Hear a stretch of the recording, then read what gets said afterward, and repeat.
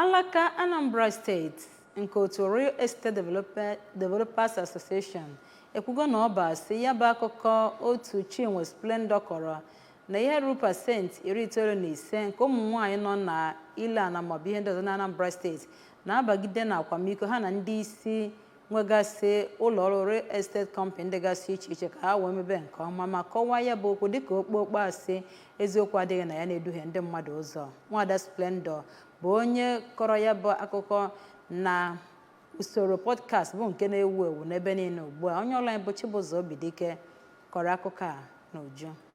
Ngalaba ahụ bụ Maazị Martin Nwafọ kwuru na ebubo ahụ bụ asị ma bụkwara ihe kwuru iji wee katọọ afa ndị nọ n'ọlụ ụlọ na steeti a, bụ nke o kwukwaziri na ebubo a bụ ibutute ezi obi ndị mmadụ ji arụ ọrụ na otu ahụ nke dị na steeti a. Dịka Maazị Nwafọ si kwuo na ebubo a bụ nke kara aka n'ihi nke a na ha agaghị eneghere ya anya ma kwukwezie na Nwaada Chinwe Splendour abụghị onye a maara ama n'ọlụ a na steeti a. O kwukwaziri na otu ahụ enyela Nwaada anụnwa otu mkpụrụ ụbọchị ka ọ laghachi n'igwe ọgbara ọhụrụ soshal midia ma yọọ mgbaghara makwazi katọọ ihe a na o kwuburu ekwu ma kwukwezie na ọ bụ na o meghị nke a na ọ ga-echere aka ghọrọ ntaramahụhụ dịka iwu si kwado. Otu onye ọrụ real estate ọzọ bụ Maazị Gabriel Chukwunwendụ kọwapụtara obi mwute ya ka igwe ọgbara ọhụrụ soshal midia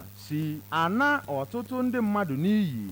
na-emebisi ọtụtụ ọrụ ndị mmadụ tagoro afụfụ wee rụọ kemgbe na-enweghị ntaramahụhụ na-adịrị ndị na-eme akparamagwa dị ọjọọ otu a. Ọ kọwara mfịahụ dị na ịtọghata ndị oji ego achụ ego iji wee bịa gbaa ha aka afịa ma kwezie na ụdị okwu a bụ nke ga-aghasa ọrụ ha rụbara kemgbe ma kpọkwue gọọmenti ka o were ọsọ ọsọ tinye ọnụ n'okwu a tupu okwu dị otu a aghasa ọtụtụ ụlọọrụ nakwa obodo. Nwa amadi ọzọkwa nọ na ọrụ real estate bụ Stanley Anọwai dọrọ ndị ntorobịa aka na ntị n'ihe gbasatara ụdị akparamagwa ha na-akpa na soshal midia ma kwukwezie na iwu na-achị ala anyị ada anabata ụdịrị akparamagwa nakwa nnupụ isi nakwa ịkparị ndị mmadụ ma kwukwezie na o mekwara ka amata na igwe ọgbara ọhụrụ soshal midia bụ nke eji ebunite obodo nakwa ndụ ndị mmadụ na ọ bụghị nke eji etinye ọgba aghara